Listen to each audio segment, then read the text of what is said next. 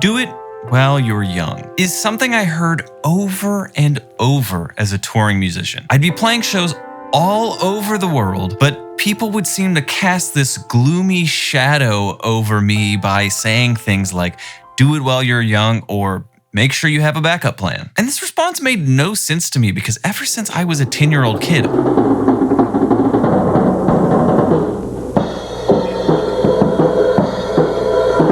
all I wanted to do was be a musician. All I wanted to do was play live shows in front of people. But a few years ago, when I decided to stop touring full time, this do it while you're young ideology started to kind of haunt me. If I don't tour full time, am I still a professional musician? It seems like a simple question, but for the last 20 years, I've been trying to figure out what exactly is a professional musician and do I fit into that category? I've known so many musicians that have this identity crisis of, am I still a musician if I do this or do that? Or am I still a professional if this is the part-time job I have and I only work on music this much? And it really makes my heart break.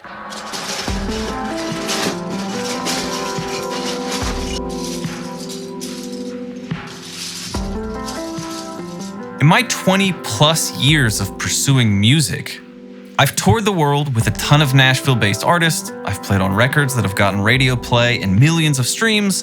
And as an educator, I've worked with some of the biggest drummers and brands in the business. So am I a professional musician? I would say yes. But today I want to try to figure out exactly what makes someone a professional musician and also answer the question I asked myself a billion times growing up, which is, am I good enough to be a professional musician? To do that, we have to figure out what exactly makes someone a professional. Is it money? Is it how frequently you do something? Is it how talented or skilled you are at something? If you search the internet, you'll find all kinds of answers and formulas for this exact question. But today, what I want to do is take you back through 20 years of my development as a musician and just kind of let that speak for itself. Now, not everyone's going to have the same path in music that I did, but it's not the point. The point is, this is how it looked for me, and maybe that'll help you on your journey. I started playing drums when I was in 6th grade.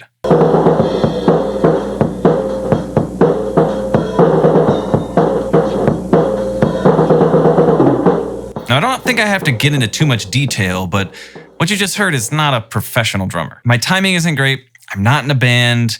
I can't read music. I'm a pure hobbyist, but I'm having a ton of fun, and my lifeblood at this point is watching QuickTime movie clips on Vic Firth's old website and drummerworld.com. Practicing for me at this point looks like me just kind of watching those videos on those websites, trying to replicate stuff I see on there and learning songs and trying to replicate what I'm hearing on those songs I'm learning. After about a year or so of playing, I find a few friends from my swim team and we start a band together. Our band's name was Sustain, and this is what 12-year-old Tim sounded like in his first band. You were last night, looking for a fight. Look at little girl, I'm not in the mood for a diamond pub. Honestly, not terrible. But my timing is kind of all over the place. The grooves are fine, but they're just kind of basic rock 101 beats. And, still not a professional, but it's progress. Next came late middle school, early high school, and now I have a new band and my emo phase is in full swing. I used to say I loved you.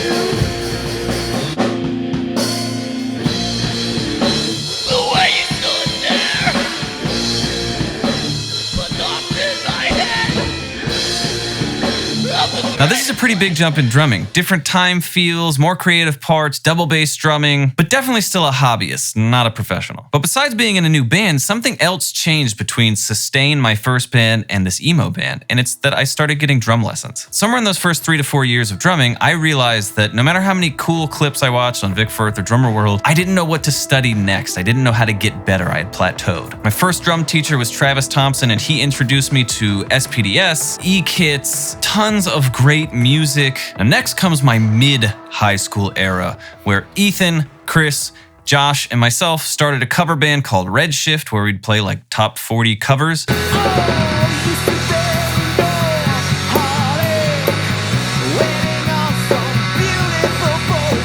And I also started a small little jazz band based off of some people I met at school jazz band. And this tiny little kind of like jazz quartet would play at like Backyard Burger, some local, restaurant in our hometown. Now, this is a huge jump in my drumming, and I still wouldn't say I'm a professional, but this is because now I'm studying. I'm practicing several hours a day. I'm studying with a teacher.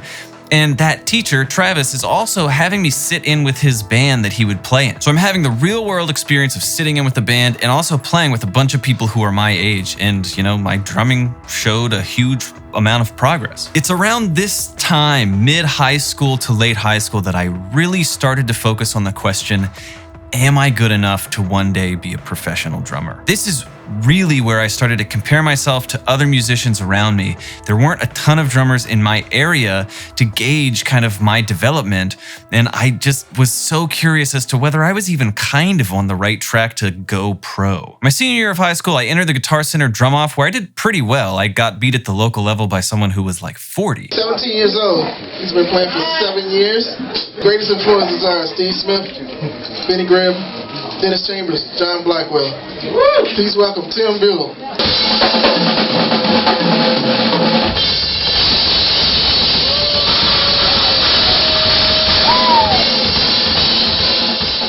And that gave me a little bit of hope of like, maybe I am good enough to do this professionally one day. But at the same time, I also started going to an arts high school for half the day, Governor School for the Arts, where I shared the drum chair in the jazz band with someone who could read way better than me, sight read way better than me. As well, I was living in the shadow of Corey Fonville,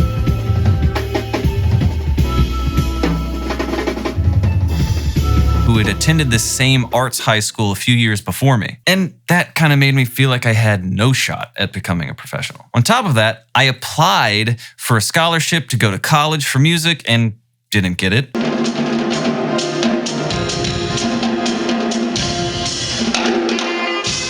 And I also went to Berkeley, auditioned, and got destroyed by the sight reading, although they did let me in. And I also auditioned at Belmont, where I ended up going to college to study music, and I played a marimba piece in the wrong octave. So I really just felt like I was starting to swim outside of my depth. In this era of about to go to college, really starting to commit to studying music full time, I really started struggling with half the time feeling like, yeah, maybe I've got a shot, and half the time feeling like, there's no way, there's no chance.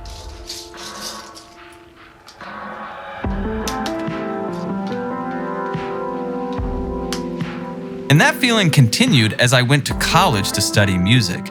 I could tell when I got to Belmont that I was better than a lot of the people in the program. That's not to brag, it's just kind of the truth. But I could also tell that I wasn't nearly as good as some of the other drummers. But even more than that, it now wasn't just about playing ability.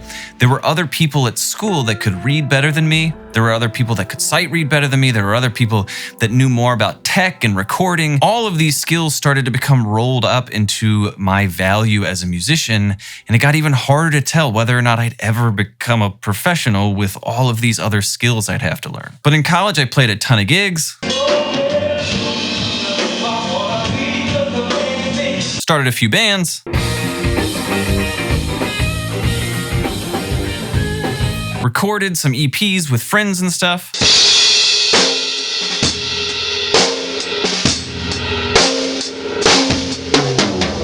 And I had 2 recitals that I prepared really hard for and put together a pretty challenging set of music for all of us to perform.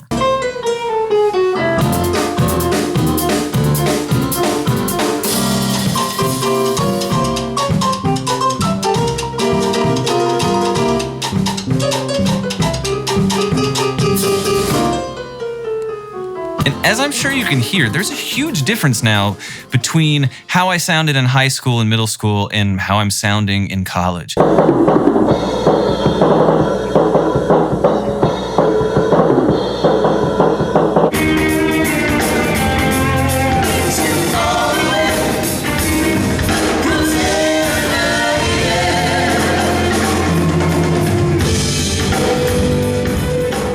And that's a mixture of a lot of things. Intense, multiple hours a day, 2 to 4 to 5 hours sometimes a day, practicing an instrument, studying with great professors full-time, being surrounded by a bunch of other musicians who are also really high caliber, as well as starting to play gigs out in the real world in Nashville. All of that really contributed to me being a much, much better drummer and being comfortable in many musical situations. So maybe somewhere in college I became a professional?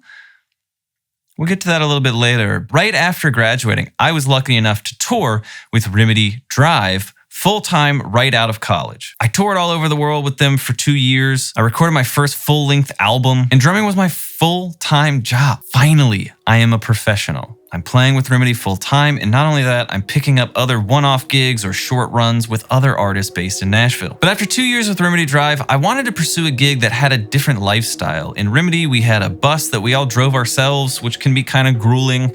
As well, a lot of the shows we played were always in churches or Christian events, and the Christian music industry comes along with a lot of rules and things like that. But as well, the Christian music industry is a smaller subset of the larger music industry, and I wanted to pursue things outside of that. So it's around this time I started playing with an artist, Gloriana.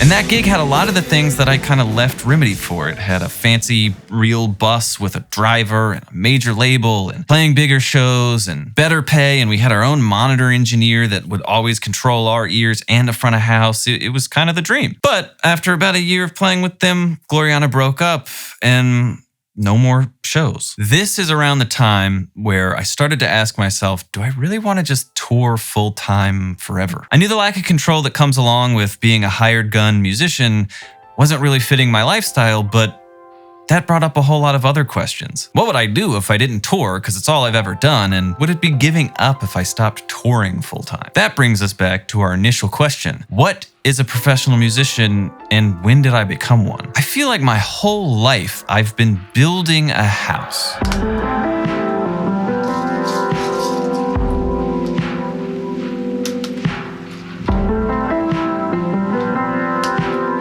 Figuring out exactly which blocks are the pro musician blocks and stacking them day after day, week after week, month after month, and year after year, and now decade after decade. But when I was 10, I didn't want to build a house with rules and regulations and codes. I wanted to build a spaceship. In fact, I did. I built this spaceship, probably when I was younger than 10. Is it beautiful? Is it the most beautiful spaceship ever? No. Is it practical? Does it have, is it based on physics and the rules of... No, but that's not the point. The kid that built that spaceship used their imagination to build something that was unique and only here because the creator who pieced it together dreamt it up and put it into existence. And over the last few years, that's what I've been trying to do with my music career, is tear down the walls of the house with the rigid rules and regulations and one little window that I have to stare out of and build a spaceship to go to outer space. There's this composer, Arnold Schoenberg, and some people think he's a genius.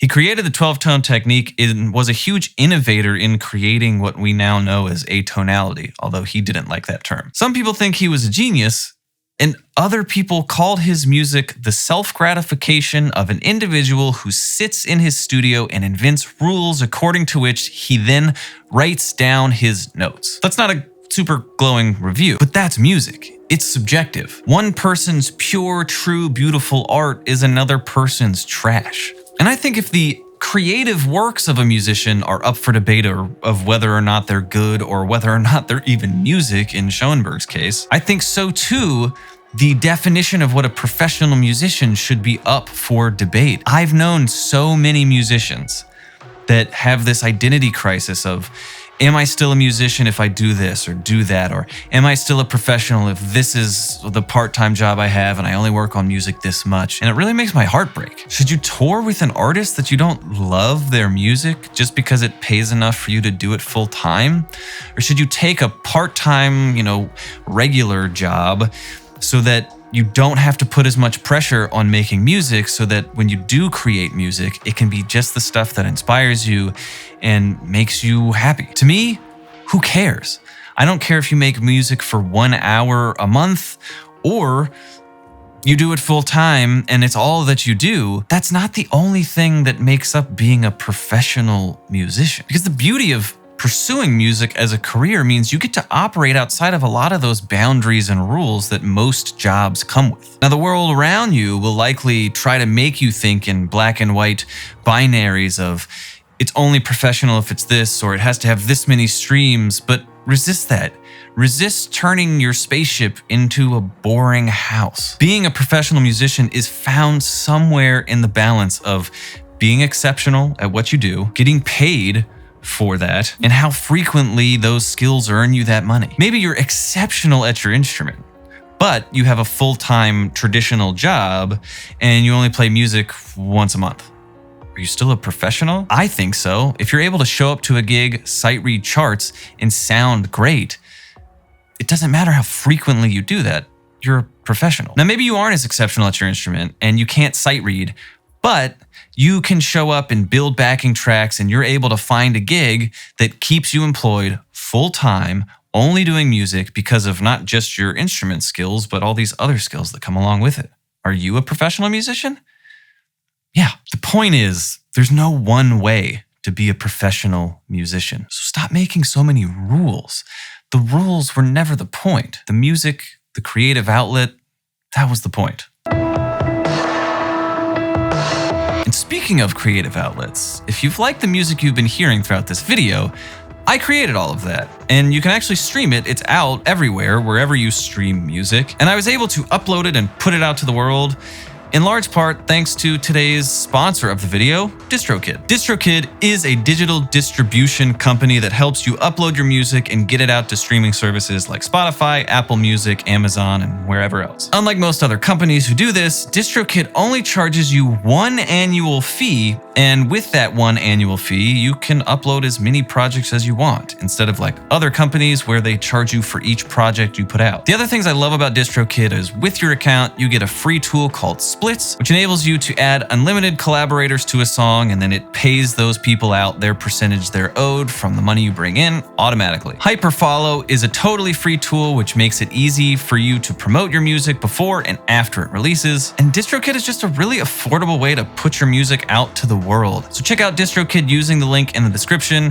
When you use that link, you get 7% off your first year's membership with DistroKid, and you also help support the channel. So thanks for checking it out. Thanks for watching.